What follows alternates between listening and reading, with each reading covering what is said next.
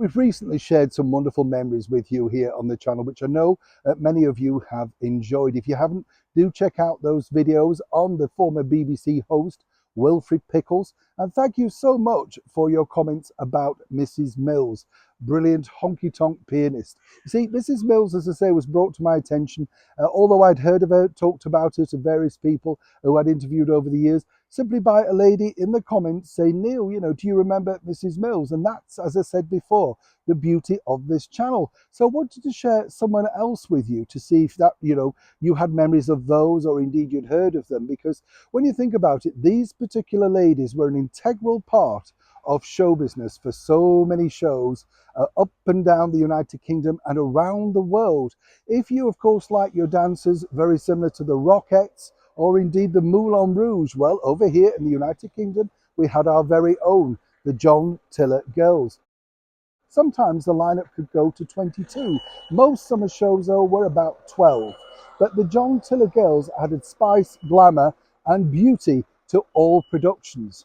Now, there are still some of the Tiller Girls around today. They go under the name of the 60s Tiller Girls, and they were basically the kind of final hurrah for the ladies who, of course, appeared on television in the mega successful Sunday night at the London Palladium. But the John Tiller Girls actually went on while the summer shows were going right until the 80s and sometimes even into the 90s.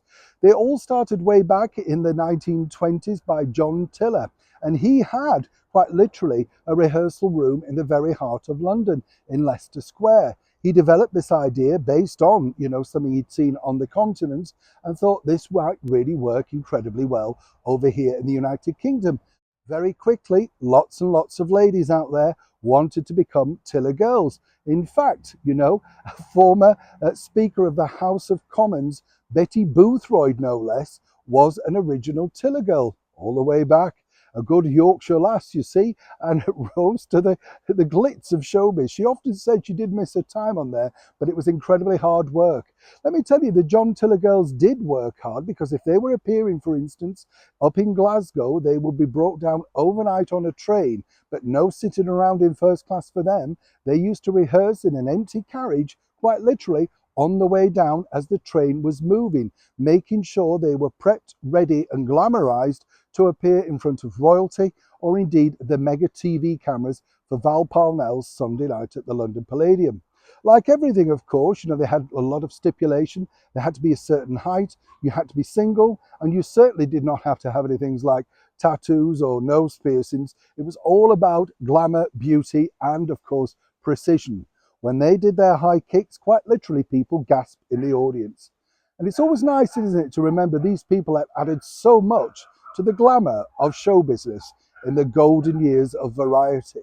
Did you know about the John Tiller Showgirls, or the Tiller Girls as they're affectionately known? And if you did, what were your memories?